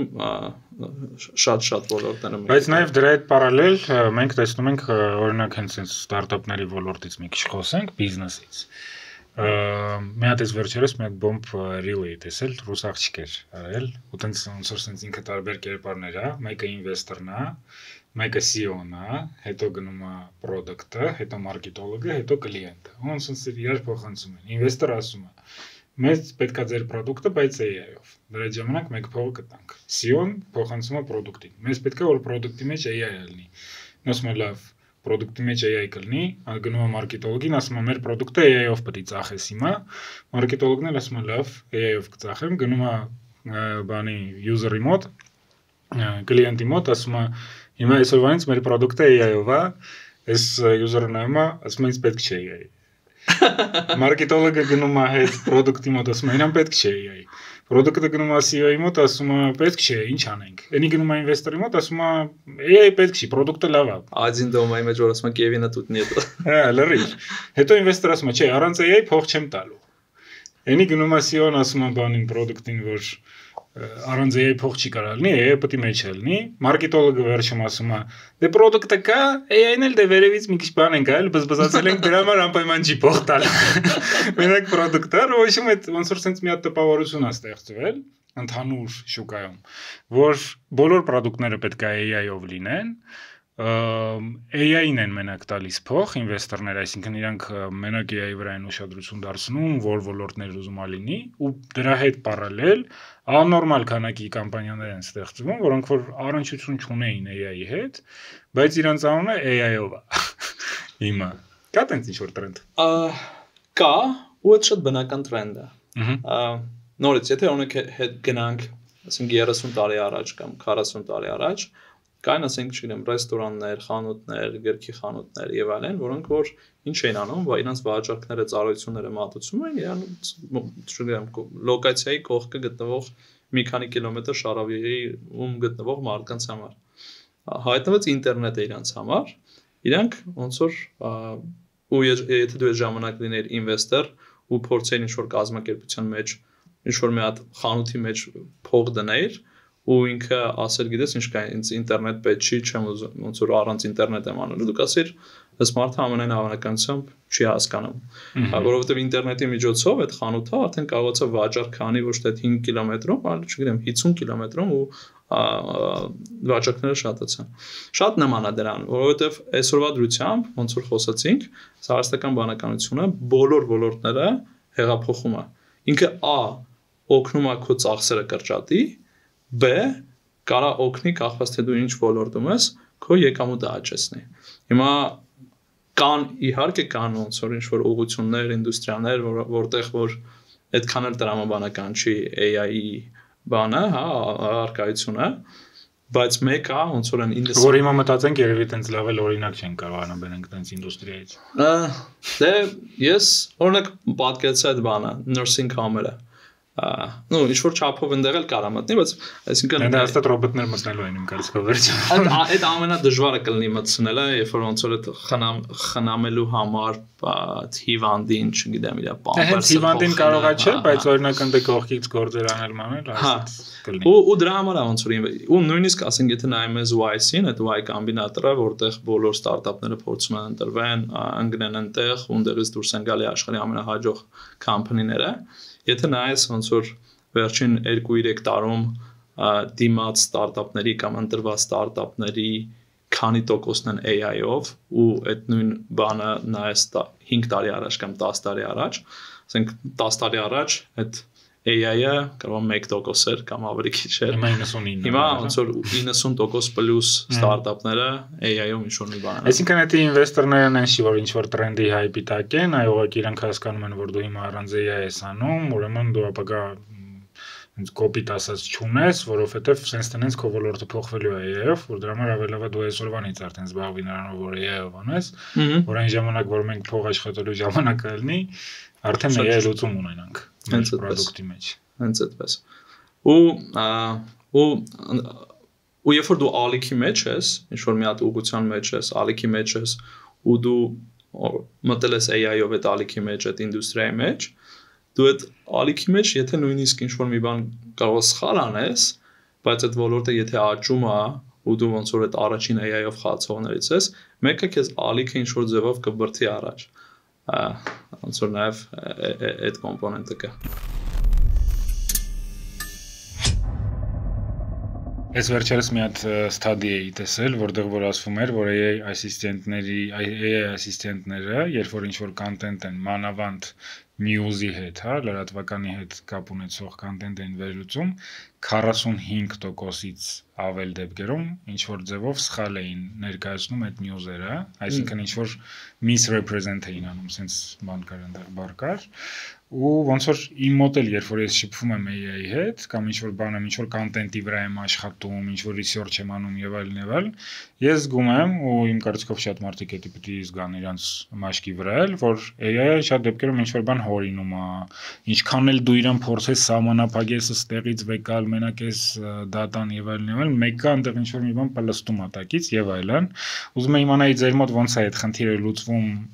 հենց ձեր ստարտափի մեջ եւ ոնց է ընդհանրապես աշխատում ձեր մոդելը, հա, դուք օգտագործում եք ինչ որ կոնկրետ մոդել, թե տարբերվում է եւ այլն։ Հա, իհարկե։ Այդ ամենամեծ խնդիրներից է ոնց որ հարստական բանականության, ինքը sense մի հատ վատ խասյաթ ունի, այսպես ասած, ինքը չի սիրում ասել չգիտեմ։ Ոնց որ ասենք դու եթե ինչ-որ բան ես ասում։ Չինացիները մեկ էլ չեն սիրում ասել չգիտեմ։ Ինքը տենց ուզում է տակից ինչ-որ մի ձև դուրս գա, ինչ-որ կապեր է գտնում, ու ստեղ սկսում է այդ hallucination ասվածը, ինչ-որ բաներ հորինելը։ Այդ խնդրեմը գնալով քչանում է, այս նոր LLM մոդելների իհայտ գալով, որտեղ կա, այսպես ասած, reasoning հասկացությունը, երբ որ ինքը միջև պատասխան տալը, մի հատ մտածում ասում ախպերես պատասխան տալու համար ես ինչի վրա պետք է ուշադրություն դարձնեմ, ինչը պետք է։ Հիմա մենք տեսնում ենք, որ այդ դրա տոկոսը բավականին իջնում է, բայց մեկը դա առկա է։ Մենք ինչ ենք անում, մենք օգտագործում ենք այդ բոլոր հայտնի մոդելները ամենաներքևի մակարդակի վրա, բայց դրա վերևը սարքել ենք մենք այսպես ասած AI orchestration մոդելը, ոնց որ կոչվում, որտեղ ունենք տարբեր AI agent-ներ, որոնք անում են տարբեր քայլեր, տարբեր use case-երի համար, որպեսզի վերջո ստանանք այն պատասխանը, որը մեզ պետք է։ Ու դրանցից մեկը օրինակ այդ check-ն է, որ մենք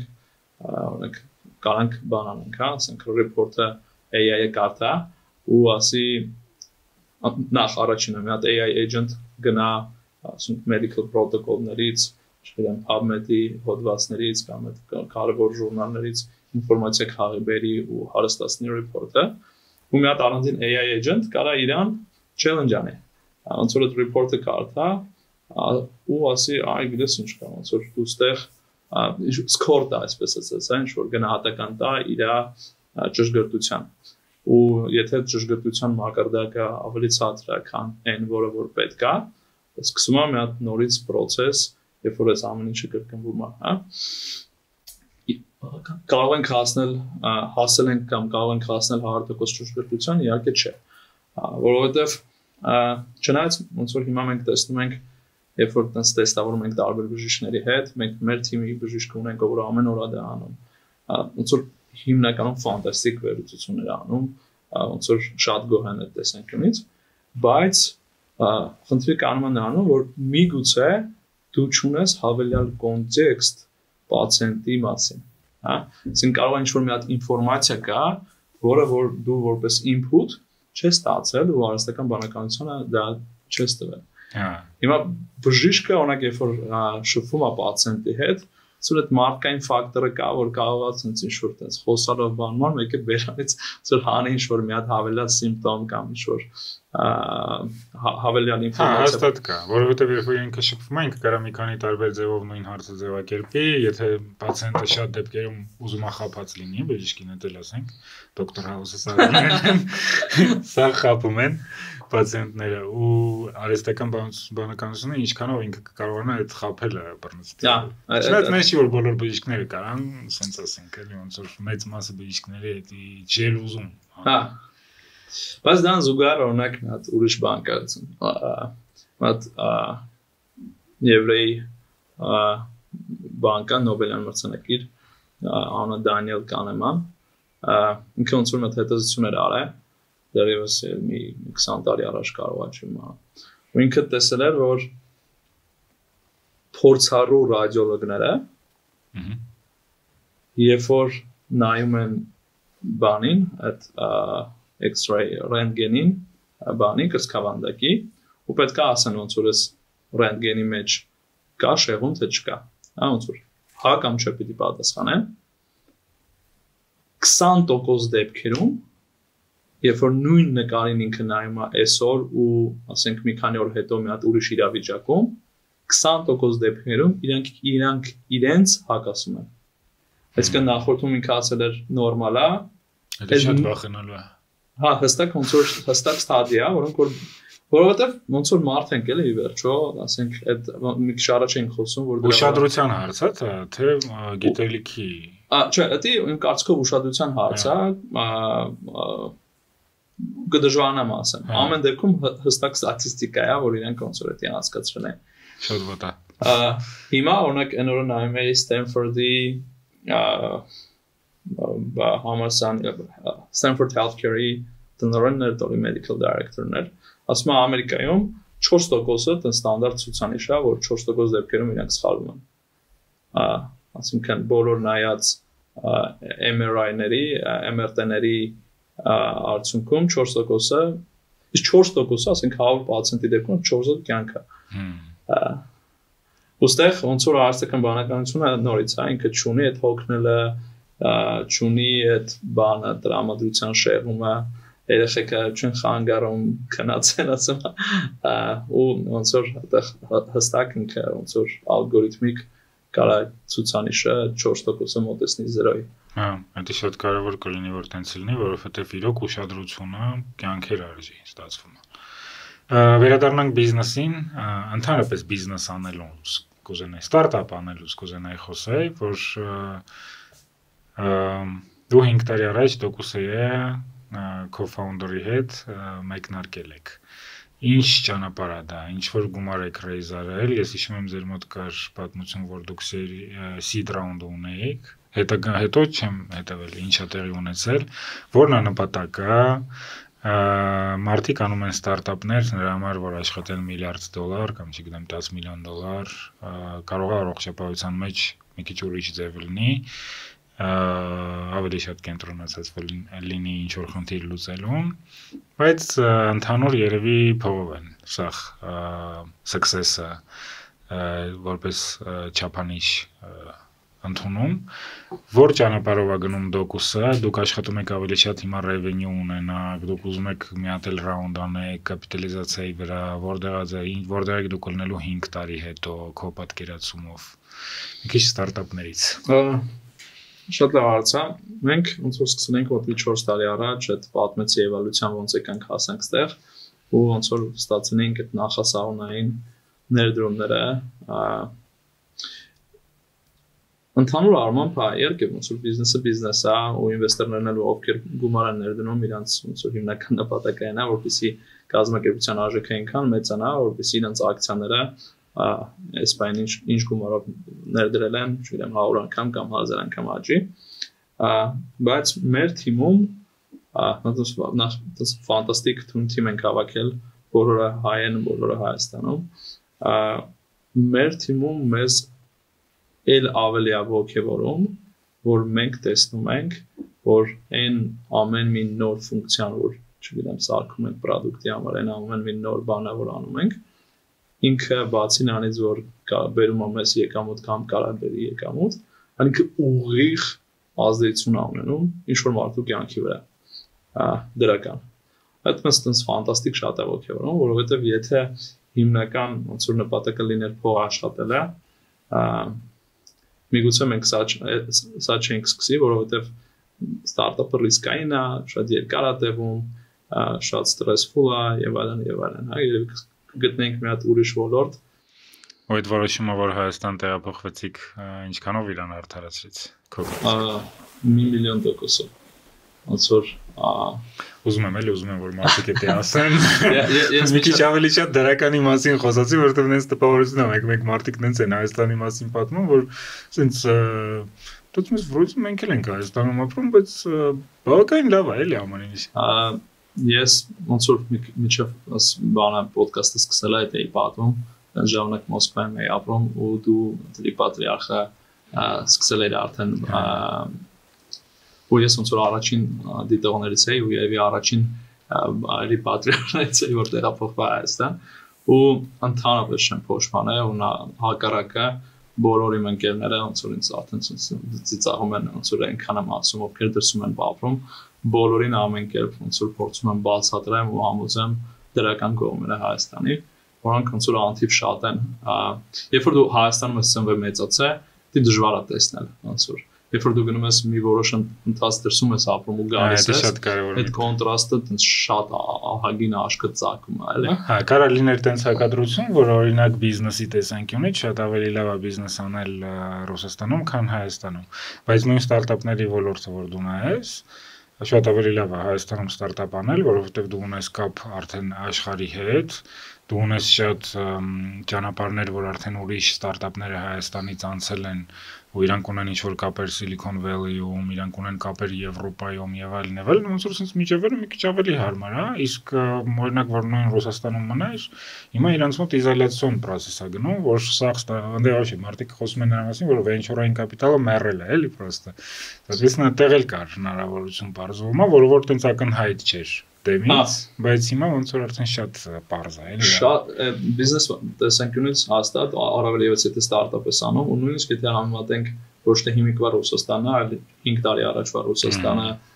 հիմիկվա Հայաստանի հետ, մեկը Հայաստանը հաղթում է, եթե դու առավել եւս հայ ես, հա, որովհետեւ դու կարողանում ես տես շատ տաղանդավոր մարդկանց ստեղ գտնես, համոզես քեզ միանան, դու ստեղ թույն տեխնոլոգիական համայնքա ձևավորվել, որոնք որ լիք ստարտափներ կան, tech ոլորտի ներկայացուցիչներ, ովքեր շատ supportive են, օգնում են, թե շուտ խնդիր ունես, ինչ-որ մեկի հետ ուզում ես քննարկես, հաստատ կգտնես այդ ոլորտում մի հատ top անձնավորություն, ում հետ եթե նույնիսկ իրեն չես ճանաչում, տենց մի հատ introduction-ով կարող է մի շաբաթ հետո մի հատ շատ հեշտ է նոր մարդկանց հետ ծանոթանալը, չգիտեմ ինչքանով ես դու զգացել, ես օրինակ շատ լավ եմ ինձ վրա զգացել, որ ցանկացած մարդու հետ ում որ դու մտածեցիր որ ուզում ես իր հետ ծանոթանաս մի քիչ շփվես մի 10 րոպեում դու մի 5 հատ ընդհանուր ծանոթ կգտնես շատ փոքր աշխարհը լինել է ոնց որ ինքը մարդականակով ես նկատի ունեմ ինքը շատ մեծ առավելություններ է տալի 1,000,000% ու եթե նույնիսկ բիզնեսը դնենք մի կողմ ոնց որ ավելի ոնց որ ֆիլոսոֆիական կողմից մոտենանք հարցին Եթե ի վերջո գալիս ենք նրան, որ բոլորս ուզում ենք, չգիտեմ, կյանքի իմաստը, չգիտեմ, երջանիկ լինելն է, երջանիկ ապրելն է, հետո ոնց որ շատ այնպես պարզ մի հատ բան կա, էլի հարց կա, երբ ես դուք ես երջանիկ զգում, հա, ու այդ էնդորֆինները, չգիտեմ, դոպամինը եւ այլն սերոտոնինը, դրանք ծնվում են այն ժամանակ, երբ որ դու ինչ որ մարդկանց հետ, քեզ մոտիկ մարդկանց հետ շուտ բան ես շփվում ես ժամանակ ես անցկացնում։ Հարազատությունն է։ Ու հարազատություն, ընկերություն եւ այլն մարդկանց հետ հարազատություն լայն իմաստով, հա։ Ու հետո ոնց որ հարցում ես, ասում ես, բալավ այդ մարդիկ որտեղ են գտնվում, էլի։ Ոնց որ իմ բարագայում մեծ մասը իրենք Հայաստանում են, ծնողներս էին Հայաստանում, ընկերներս, բարեկամներս եւ այլն։ Ու ոնց որ ես շատ հաճախ այդ օրինակը բերում եմ, սկզբից մարդիկ ասում են ոնց կարա տենց լինի, ասում եմ գիտես ինչ կա, Մոսկվայում իմ կյանքը շատ ավելի խախանդ էր, հանգիստ էր, քան Հայաստանում։ Ասում եմ դե ոնց կարա տենց լինի, Մոսկվան, մեգապոլիս եւ այլն։ Ասում եմ շատ հանգիստ ոնց որ Մոսկվայում ես առավոտյան զարթնում էի, նստում էի մեքենա, գիտեմ, չգիտեմ, մի ժամ գնալու եմ գործի, գործս անում էի, իրիկունը մի ժամ գալիս էի տուն, ես տունն եմ всё ոնց որ իմ շաբաթ կիրակին եւ այլն։ Հայաստանում ես այնքան ամեն ինչ փոքր է, ու մարդիկ այնքան շատ են, որ դու չգիտեմ 5 րոպեում հասնում ես գործից հետո չգիտեմ ընկերը զանգում ասում է ոնց որ արի իջնենք սուրճ խմենք ոնց որ ասում ես why not ու դրա համար պետք է հավելյալ 1.5 ժամ ծախսել որ գնալ մի հատ սուրճ ընկերոջի հետ խմել չգիտեմ ծնունդ կանունքը չգիտեմ այդ առիթները այնքան շատ են ու այդ բոլոր ինտերակցիաները շատ են մարդկանց ու ժամանակ ես դու քեզ այդ ոնց որ լավ զգում էլի իհարկե էներգիա էլ համ էներգիա տանում համ էլ տալիս է ոնց որ ամենաշատ ստրեսը ու ամենաշատ հիվանդությունները առաջացվում են նրանից, որ մարդը մենակություն է զգում։ Մենակությունից է։ Այո, ու ցավոք սրտի հիմա եթե նայենք, օրինակ ամեն ինչ տանում է մարդու մենակությանը, բոլոր տեխնոլոգիաները, այսինքն դու մտնում ես Netflix-ը դե արհեստական բանականությամբ գիտի քեզ ինչ կինոներ են դուր գալիս ցույց տալի ասում դու մենակ մնա հերոսը շուտով ինքը գեներացնելու է մեր համար արդեն կոնկրետ մարդու համար կինո երևի տենց բաներ կտենենք մտնում ես բան short delivery կայք ասում քեզ ես գիտեմ որ դու այն quadrophone-ներ սիրում ասում դու տնից մի գդուր սարի ես կբերեմ կհասցնեմ տուն չգիտեմ այն 18+ սայթերը նույնիսկ գիտեմ դու չես սիրում ամեն ինչ արածը նրա համար որ դու ոնց որ տունը մնաս ու տնից չենաս ու սա վերում է այո դեպրեսիա մարդկանց հետ ինչքան քիչ է շփվում այնքան դա վերում է դեպրեսիա։ Ես վերջերս մի հատ բան է հետազոտություն էի նայում, Ամերիկայում ասում է եթե համեմատես 40 տարի առաջ տղամարդիկ ովքեր մինչև 30 տարեկան ամուսնացած են ու ունեն անշարժ գույք, տուն են առել, դրանց տոկոսը այդ մոտավորապես եթե չեմ սխալվում 50-60% էր Ամերիկայում։ Դրա դինամիկան հիմա հասել է մոտավորապես 5%-ի։ Այսինքն չունեն անշարժ գույք ու ամուսնացած չեն։ Այսինքն կամ չունեն անշարժ գույք, կամ ամուսնացած չեն։ Ոնց որ իրանք իրար կարան նույնիսկ կապված լինեն, էլի։ Ինչի՞, ոնց որ այդ նույն բանի պատճառով, հա, այսինքն մարդիկ ավելի շատ սկսել են տանը մնալ, ավելի շատ սկսել են ոնց որ քիչ շփվել, քիչ առաջարկություն են արել եւ այլն եւ այլն։ Իսկ դրան ավելի շատ բան կանի, հա, ոնց որ ավելի շատ մարդկանց կմեկուսաս։ Հա, մենք պետք է մերես հայկական տաքությունը, հայկական ջերմությունը, ջիգարությունը չկործնենք։ Ջիգար AI ենք։ Ջիգար AI մենք պետք է։ Այդ առումով իհարկե մենք շատ առավելություններ ունենք, ինչ որ չափով որ դու հələ այդքան շատ արագ չես գնացել ուրիշների հետ հավասար չես զարգացել, այդ զարգացման խնդիրները չես տեսել, դու կարաս տեսնես ուր է քեզ բերում ու մի քիչ փորձես ավելի շատ դրա հետ աշխատես, որ այդ խնդիրները չառաջանան։ Բայց օրինակ Հայաստանում ես զգում եմ, որ այդ մենակությունը ընդհանրապես չկա, որովհետև sense բաց են մարդիկ։ Իրոք բաց են շփվելու համար։ Չկա տենց բան, որ ինչ որ մեկից մի բան հարցրեցիր, քեզ sense ցրում են կամ էս ինչ ան։ Միշտ ժամանակով վրա կտրամադրեն, բան կանեն, կհանդիպեն, կզրուցեն, կլսեն, թեկուզ որ եթե հիմարություն ես պատմում կամ ինչ որ մի հատ ուզում ես բան պատմես, չգիտեմ, ինչ որ քեզ այս բայդրությամբ թվում է, որ ես ինչ որ հանճարեղ մի հատ միտք ես օրինել, էլի կլսեն, էլի կասեն կայֆոտ միտք կա արա բանը։ Հետո դու ինքդ կազնես, հա, որ այդ կանել լավ չէ։ Հա։ Էդի կա Հայաստանում։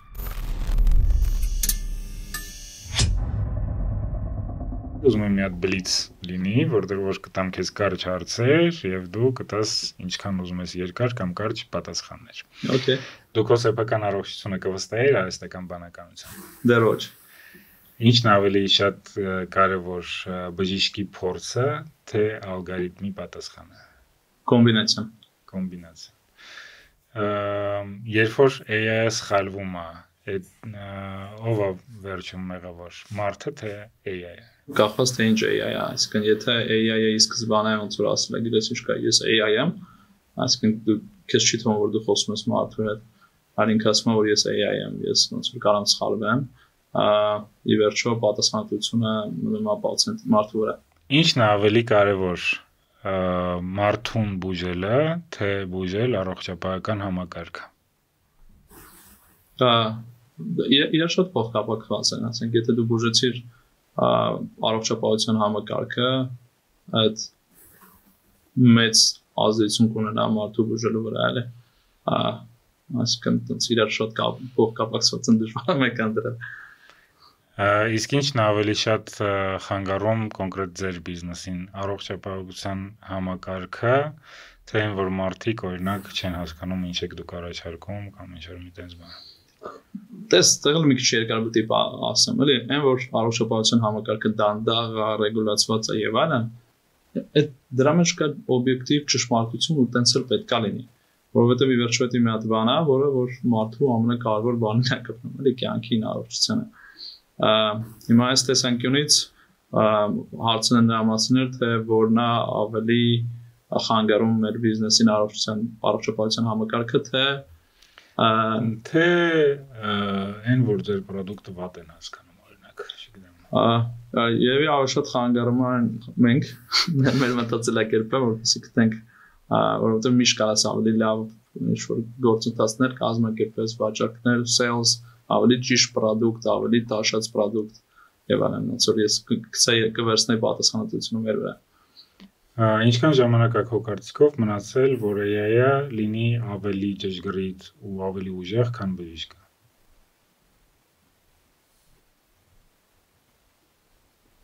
Կամ եթե այդպես չի լինելու, ուրեմն շատ ոլորտներում դա արդեն հասել ենք, նոր ռադիոլոգիայի օրինակն ենք վերնում, որտեղ ինքը ավելի ճշգրիտ է, քան բժիշկը։ Մյուս ոլորտներում ոնց որ կախված է կոնտեքստից։ Իմ կարծիքով շատ մոտ ենք դրան, բայց միևնույնն է, բժշկի կարևորությունը շատ էական է, որպեսզի չնայած AI-ը վերլուծեց, չգիտեմ, տվեց ինչ-որ ճշգրիտ պատասխան, բժիշկը անպայման պետք է լինի այնտեղ, որպեսզի հաստատի կամ հերքի հետ։ Իսկ դա միշտ է տենց լինելու, թե կարա տենց չլինել, ինչ որ ժամանակ է։ Դա ստեղ էլի ոնց որ գալիս ենք այն դատվելու հարցին։ Իմ կարծիքով դեռ մոտ է։ Հետևն էլ կարա իրավաբան կանգնած լինի, որ չդատվի։ Իմ կարծիքով մոտ է կա գոնե թե մի 10 տարին մեզ չի սպառնում դա, որ ոնց որ մենք ամբողջովին հիմնվենք AI-ի վրա ու բժիշկը դերից դուրս գա։ Այդ շատ կարևոր հարց է իմ կարծիքով, որովհետև մյուս հարցը նրա մասին էր, թե արժի ընդհանրապես հիմա բժիշկ դառնալ, որովհետև եթե պետք է 10 բժիշկների խնդրեմը այդևելն են, 10 տարի սովորում են, հետո մի 10 տարի են ջունիորի մակարդակի վրա աշխատում են, որ 20 տարուց կարողանան բժիշկ լինեն։ Արժի սովորել բժիշկ, եթե վերջում 10 տարի հետո կարող է բժիշկ էլ պետք չի։ Հա Ստեղ ես ավելի ոնց որ բացած պատասխան կտայի, բժշկության մեջ կան տարբեր ոլորտներ, ոնց որ ես չէի սկսի ռադիոլոգիայից, պայմանական, հա։ Հաստատ ռադիոլոգների հետևից ես ընկել։ Դա որտեղ ոնց որ հստակ թվով կարող ես ապացուցես։ Խիրուրգներին ամենայն հավանականությամբ, չգիտեմ, նեյրոխիրուրգներին կամ կան հաստատ լիքը ոլորտներ, որոնց ամենաուժը կկապնի արհեստական բանականությունը, կարող չգիտեմ ասենք ուղեղի մեջ ինչ-որ նեյրոխիրուրգիա արհեստական բանականությունը կարող առաջիկա 50 տարում էլ նույնիսկ չկարողանա անել։ Դրա համար շատ կարևոր է ոնց որ ընտրել այն ուղղությունը, որտեղ ավելի մեծ պոտենցիալ կա ու ավելի քիչ ռիսկ կա։ Շատ շնորհակալություն հետաքրքիր զրույցի համար, Ռոբերտ ջան։ Եվ ես հաջողություն եմ մաղթում բոլոր քո գործերի մեջ եւ հույսով եմ, որ մենք շուտով կտեսնենք Docus AI-ը աշխարհի ամենալավագույն ստարտափների ցանկում։ Շնորհակալ եմ շատ։